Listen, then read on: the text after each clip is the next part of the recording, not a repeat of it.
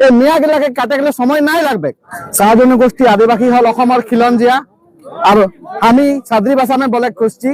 চা গাছটা ছোট নাই রহে পয়লাছে, চা গাছটার বৃক্ষ বড়।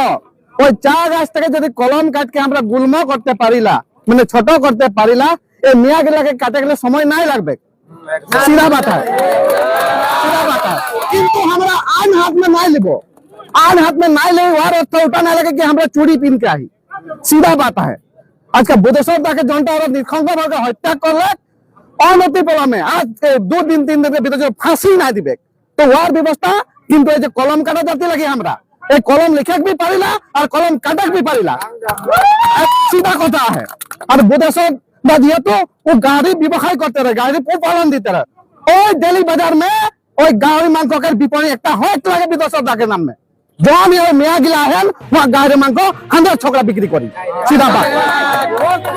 আর ওই বিদেশের হত্যাকারী যে দবদবাকে ঘুরি পড়েছেন দিগ্বয় में ডাইরেক্ট সিধা বাত। যদি আইন প্রশাসনের উপরে যদি ব্যবস্থা নাই লাই তো আমরা কলম ভরে টাইম নাই লাগি। সিধা বাত। আর বেলক বাত নাই করবো।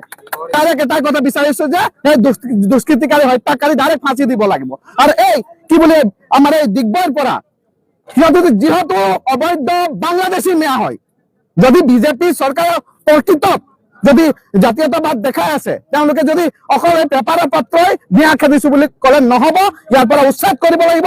সিহঁতৰ গোটেই পৰিয়াল যিমান ইয়াত জড়িত আছে গোটেই পৰিয়াল যাতে উচ্ছেদ হওক তাৰ বাবে আমি দাবী জনাইছো। অন্যথা আমি নিজাববীয়াকৈ উচ্ছেদৰ কাম হাতত লবলৈ বাধ্য হ'ম।